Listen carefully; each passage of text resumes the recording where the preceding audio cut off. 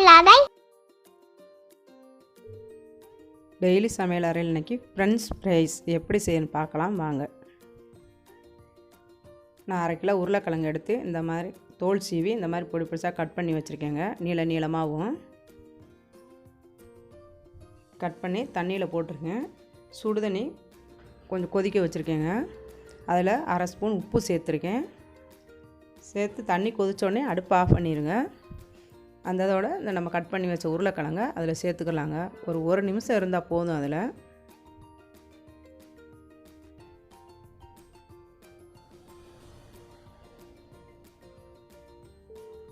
இப்போ எல்லா உருளைக்கிழங்கையும் இதோட சேர்த்துக்கலாங்க.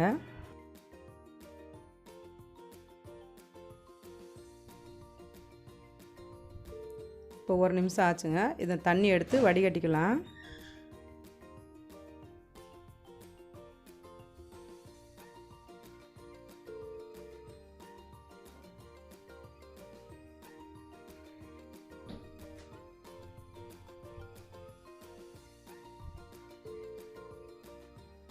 தண்ணியை நல்லா அந்த மாதிரி வடிகட்டி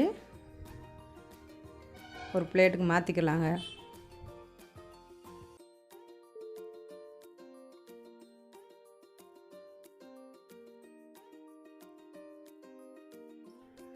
ஒரு பிளேட்டுக்கு மாற்றிட்டு ஒரு காட்டன் துணி எடுத்து அதில் இது எல்லாத்தையும் போட்டுடலாங்க. ஈரத்தை அது நல்லா வாங்குவோம், அதனால் காட்டன் துணியில் போட்டுக்கலாம்.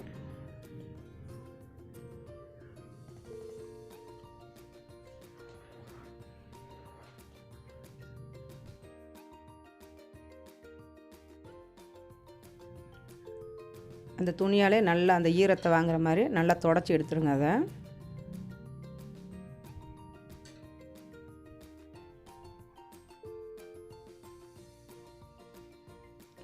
ஈரம் இல்லாமல் இருந்தால் தாங்க நல்லாயிருக்கும் பொரியிறதுக்கும்.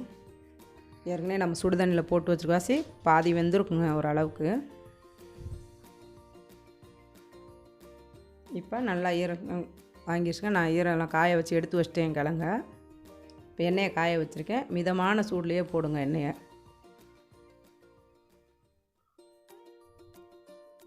எண்ணெய் அந்த அளவு சூடு இருந்தால் போதுங்க. ரொம்ப சூடு இருந்தாலும் கிழங்கு ரொம்ப வெந்தது மாதிரி தெரியும், நல்லா இருக்காதுங்க 2வது வாட்டி பொரிக்கும்போது. ஃபஸ்ட் டைம் பொரிக்கும் போது மட்டும் இந்த மாதிரி மிதமான தீயில் வச்சு பொரித்து எடுத்துக்கலாங்க.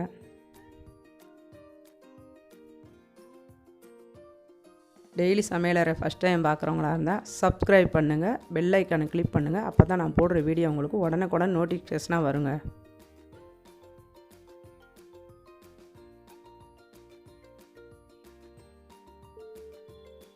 உருளைக்கிழங்கு எண்ணெயில் போட்டு இந்த மாதிரி திருப்பி விடுங்க. அப்படியே விட்டிங்கன்னா ஒரு பக்கம் வெந்தது மாதிரி ஆகி போயிடும்.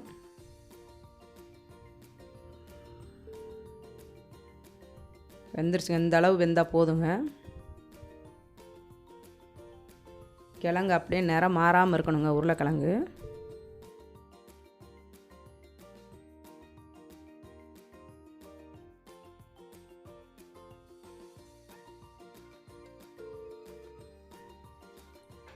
இப்போ மீதம் இருக்கிறதையும் உருளைக்கிழங்கு அந்த எண்ணெயில் போட்டு எடுத்துக்கலாங்க.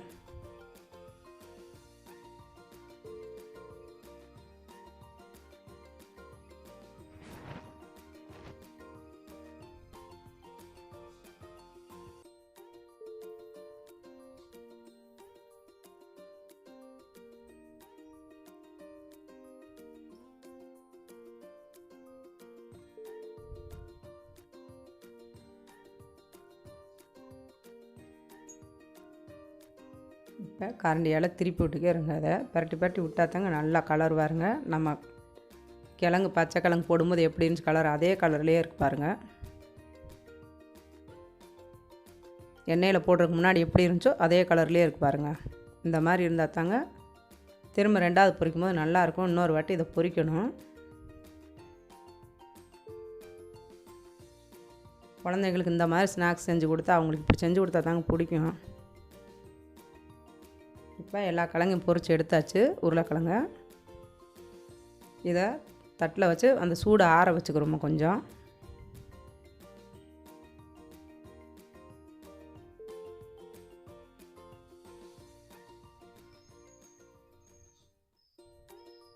ஆற வச்சு ஃப்ரீசரில் வச்சா தாங்க நல்லாயிருக்கும், சூடோடு வைக்கக்கூடாது. பாருங்கள், பாதி அளவு வெந்துருச்சு இப்போயே கிழங்கு. இதில் கொஞ்சமாக கான் மாவு தூவியிருக்கேங்க. இந்த 1/2 கிலோ கிழங்கு 2 ஸ்பூன் இருந்தால் போதுங்க கான் மாவு. கொஞ்சம் நல்லா இருக்குங்க, நல்லா மொறுமொறுப்பாக இருக்கும். இதை போட்டு பிரட்டி நம்ம ஃப்ரீசருக்குள்ளே வச்சு திரும்ப பொரிச்சு எடுக்கும்போது நல்லா மொறுமொறுப்பாக இருக்குங்க.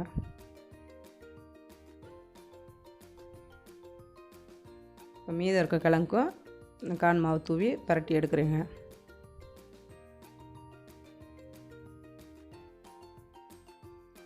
இந்த மாதிரி போட்டு நீங்கள் பொரித்து சாப்பிட்டு பாருங்கள். வெளியில் கடிக்கும்போது நல்லா மொறுமொறுப்பாக இருக்கும், உள்ளுக்குள்ளே நல்லா சாஃப்டாக இருக்குங்க. சாஸ் தொட்டு சாப்பிடும்போது குழந்தைங்களுக்கு ரொம்ப பிடிக்குங்க இது. இந்த மாதிரி ஒரு பிளாஸ்டிக் டப்பாலையோ இல்லை ஒரு சில்வர் பாத்திரத்துலையோ வச்சு மூடி வச்சு ஃப்ரீசருக்குள்ளே வச்சிடலாங்க. நம்ம எல்லா கிழங்கையும் நான் அந்த பிளாஸ்டிக் டப்பாக்குள்ளே சேர்த்துட்டேன். அது மூடி ஃப்ரீசரில் உள்ளே வச்சிடலாங்க. ஒரு 1/2 மணி நேரம் இருந்தால் போதுங்க.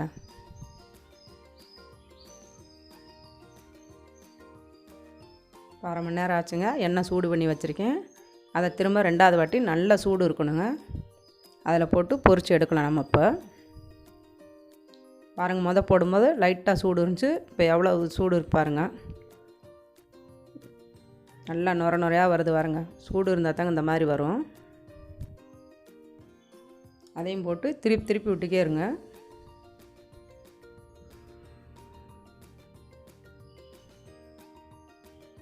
நல்லா ஒன்று போல் வேகிற மாதிரி கரண்டியால் நல்லா திருப்பி விட்டுக்கே இருக்கணுங்க.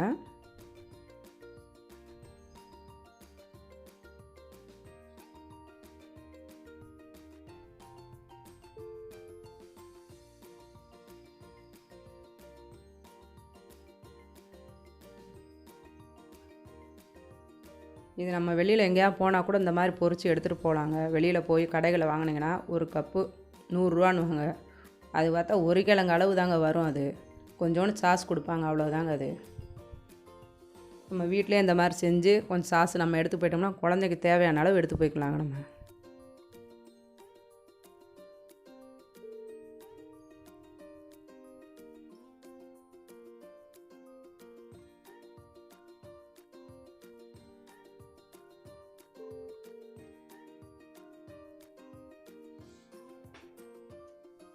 அரை கிலோ கிழங்குன்றது கரெக்டாக 4 பேருக்கு நல்லா சாப்பிட்றதுக்கு தாராளமாக இருக்குங்க. இது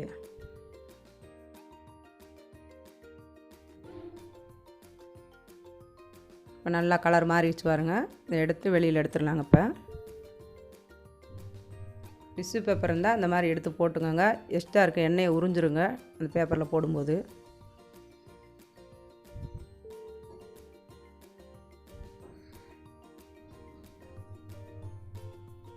பார்த்த கலருங்க இப்போ கலர் பாருங்கள் எவ்வளோ அழகாக மாறி இருப்பாருங்க. இது பார்க்கப்படுங்க நல்லா மொறுமொறுப்பாக இருக்குங்க. இது மீதம் இருக்கிறதையும் நம்ம எண்ணெயில் போட்டு பொரித்து எடுத்துக்கலாங்க. அரை கிலோ கிழங்கு 2 வட்டம் போட்டு எடுக்கிற மாதிரி வருங்க.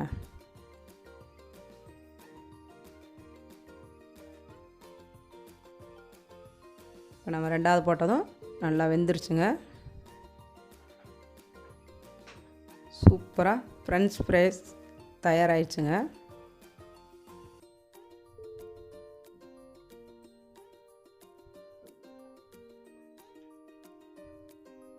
இதுக்கு நான் கொஞ்சமாக 1 ஸ்பூன் மிளகாத்தூள் சேர்க்குறேங்க. குழந்தைங்களுக்கு வேணால் சேர்க்காமல் கொடுங்க. இது சேர்த்தா நல்லா இருக்குங்க. டேஸ்ட்டு நல்லா அந்த காரத்துக்கும் அந்த சாஸ் தொட்டு சாப்பிடும்போது நல்லா டேஸ்ட்டாக இருக்குங்க.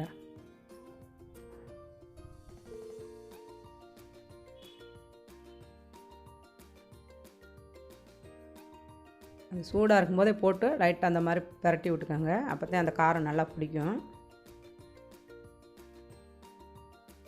பாருங்கள், சூப்பரான ஃப்ரெஞ்ச் ஃப்ரை தயாராகிடுச்சுங்க. பார்க்கவே அவ்வளோ அழகாக இருக்கு பாருங்கள். எவ்வளோது நம்ம கடையில் வாங்கினோம்னா குறைஞ்சது 200 ரூபாய்க்கு கூட தாங்க வரும். இப்போ மிஞ்சி போனால் ஒரு 50-60 ரூபா செலவு தாங்க வரும். இது